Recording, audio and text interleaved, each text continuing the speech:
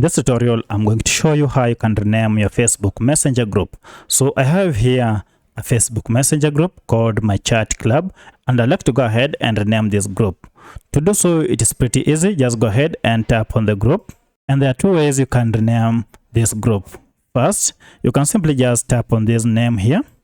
And then from here, go ahead and give it a new name. Once you have changed the name, tap on Save.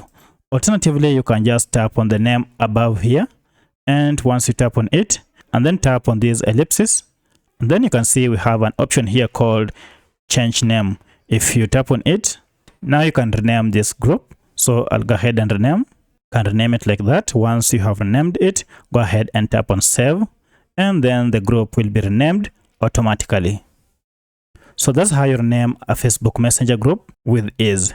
If this video is helpful to you, kindly support me by liking this video and also subscribing to this channel. Thanks for watching, and let's meet in the next video.